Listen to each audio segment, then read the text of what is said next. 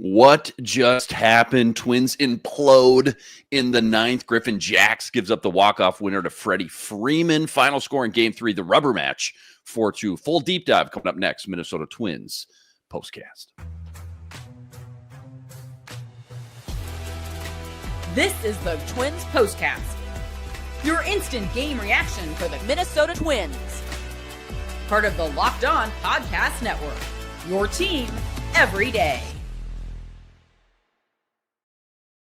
What's going on? Back in the lab, back at it. Another Minnesota Twins postcast right here in the Locked On Sports Minnesota Network. Your team every day. Luke Inman at Luke_Spinman. Got my main man, Theo Tollefson. Give him a follow on X at Theodore Tollef1, Twins expert over at Zone Coverage. And then lots to get into. Biggest turning point.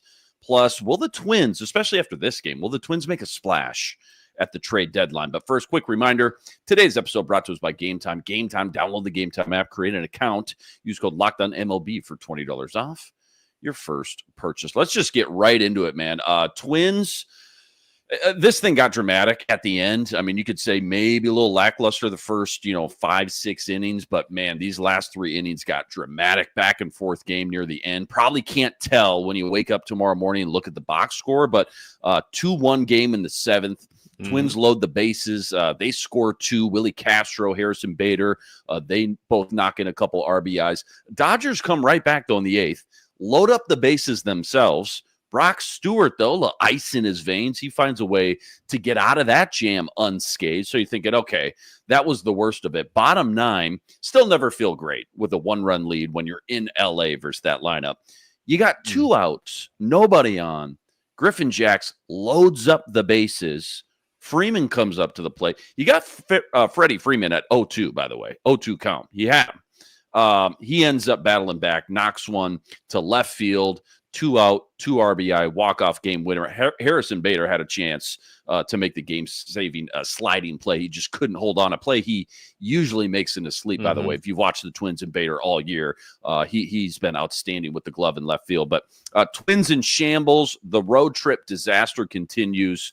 The chat is in shambles as well. Let's just get to the biggest turning point to kick things off right here.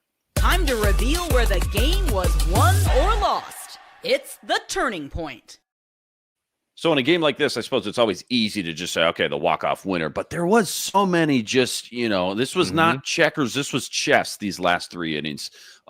Give me 1 or 2. Try to get creative. Biggest turning points outside the obvious. When were they and why?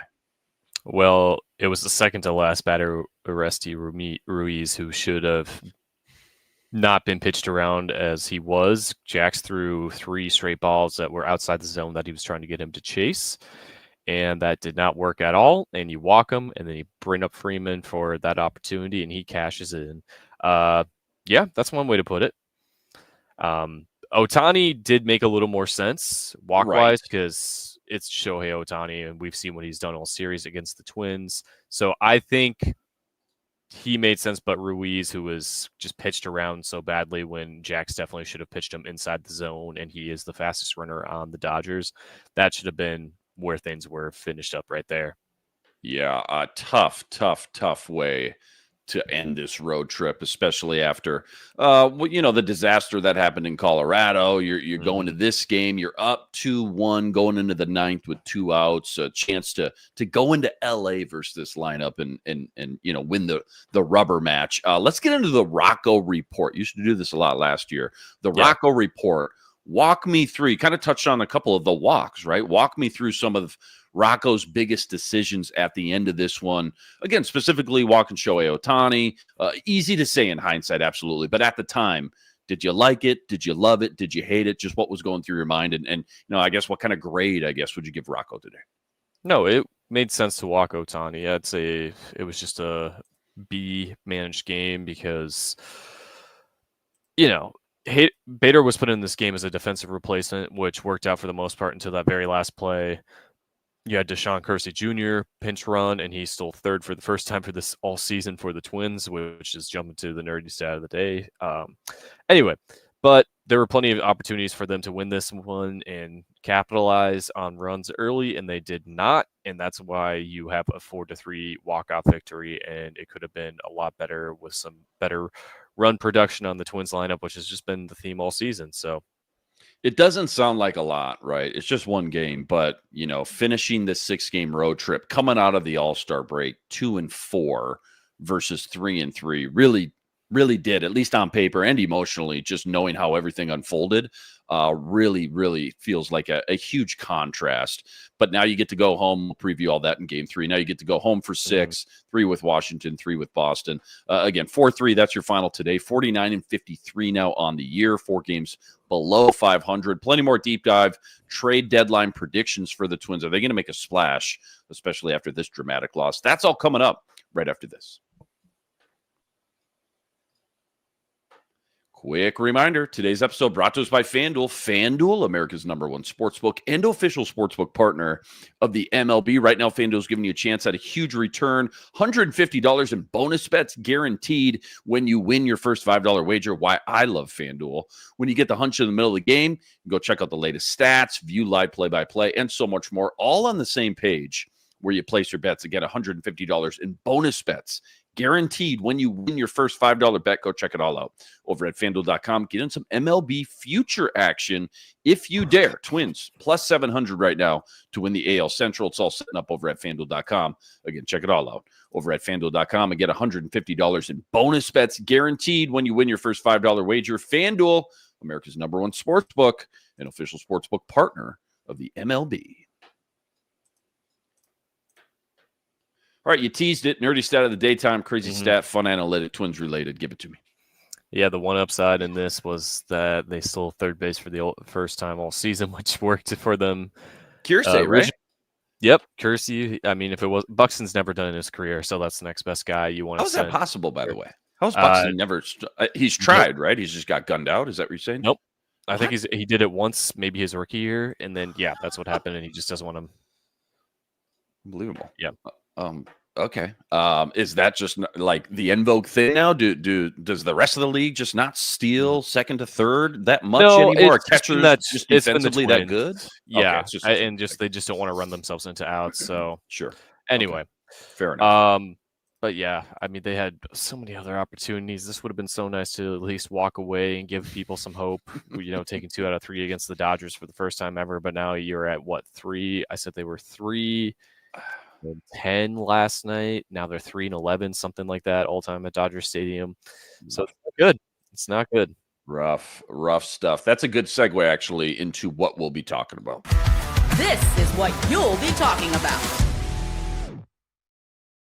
So I think this is all relevant, especially after a loss like this. I spent a good hour and a half up on ESPN today, and almost every article related to the Twins or just the entire league itself right now kind of hinted and leaned into the fact the Twins are going to trade away a guy or two at the deadline. It's just a matter of who and how many guys. Now, on one hand, you're only 4 games out of the wild card right now, which is wild to say. So anything could happen, right? A lot of ball to be played left. But on the other hand, you got guys like, and we've talked about this, Willie Castro, who's a free agent to be. A lot of teams would love a utility guy like him.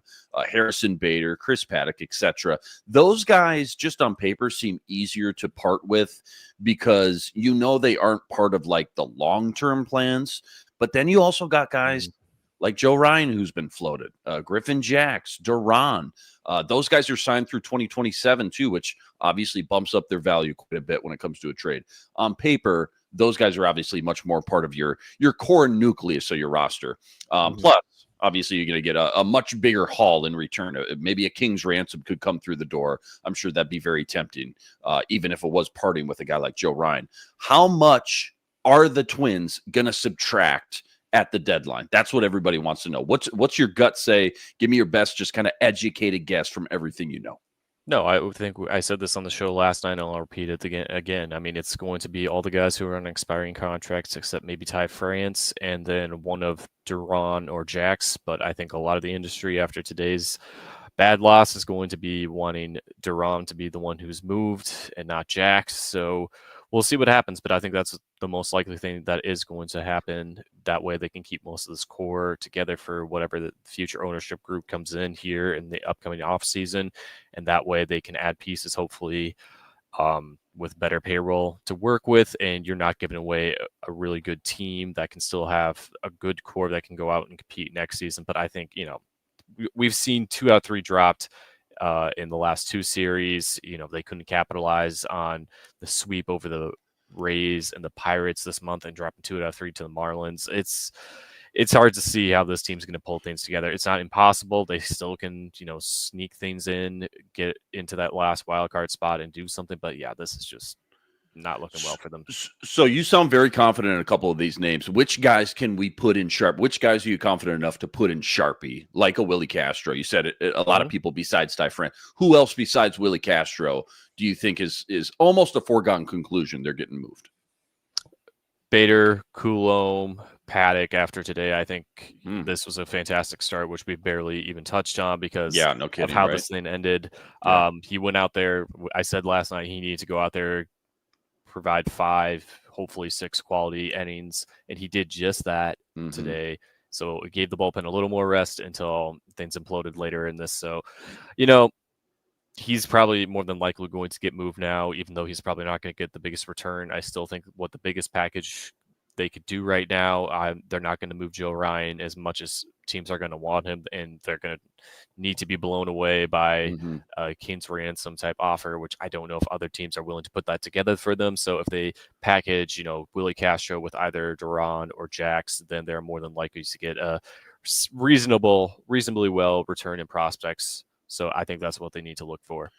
And, as tough as it's going to be to part with a guy like Willie Castro, who's been here for 3 years, we all loved, just kind of a glue guy. If you do move on, if and when you do move on from some of those glue guys there, I just think about the future, right? 2026 and beyond.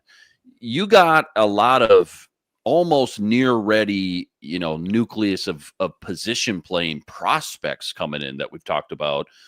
Emmanuel Rodriguez, Walker Jenkins, Luke Keyshaw, who we've already seen, on top of your young core that you've already built the last couple of years too, and that almost feels like, that I think should give Twins fans a lot of optimism going into 2026. If you can kind of have almost like a quick mini rebuild, I guess, pending how this trade deadline goes. Like, don't you think, am I being rose-colored glasses here? Don't you think that's a good, solid young core? Not saying Walker Jenkins is coming in next year and he probably even going to make an impact. But either way, like 3 really good prospects coming up the ranks, plus an already pretty young core of guys like Brooks Lee, et cetera, et cetera. Yeah. I think we have some hope once Keishel's ready from his rehab assignment. I think there's some hope to see what he can do for the team down the stretch, even though it's probably more of an addition to see if he could be the opening day second baseman. Kalen Culpepper is climbing up the ranks too. I think he has a really good opportunity. He's been playing real well. Had like a little small injury skid, but nothing too terrible compared to what we're used to with Twins prospects. So I think he is someone who will definitely contribute next year and hopefully at a high level. I'm kind of out on Emmanuel Rodriguez now because he cannot stay healthy. Kind of worse than Buxton.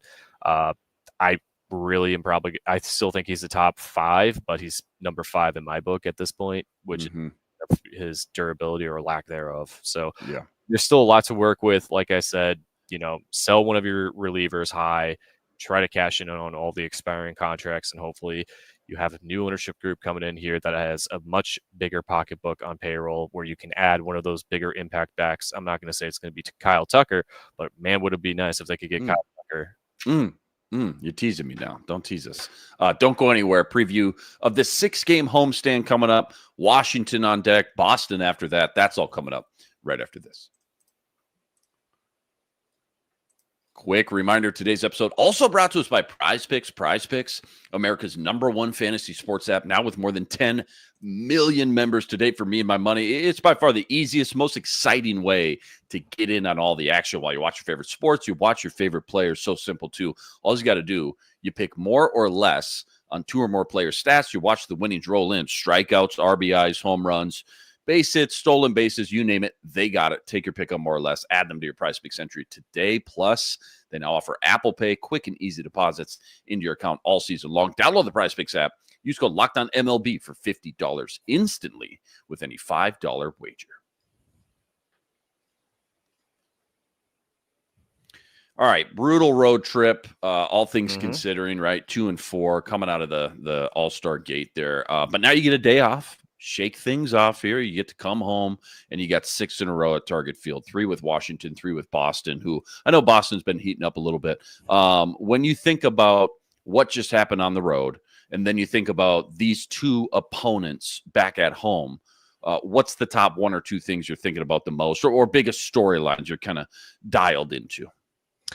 I mean, it's kind of out the window what you originally thought because, you open the second half against the worst team in baseball and lose 2 out of 3 of them. And the Nationals are the second worst team in the National League behind the Rockies. And you would think they could take 2 out of 3 against them pretty easily, but who knows now? And the Red Sox have been on a hot streak much more than the Dodgers of late. So you kind of hope that you can even just scratch one against them at home, which it's just very telling of their situation, where things are at. And you just don't know what to expect. And you're kind of expecting them to tread water at best and then have a game like today where things blow up against them if they can keep it tight in a 1-run or 2-run ball game like they probably will against the Red Sox here.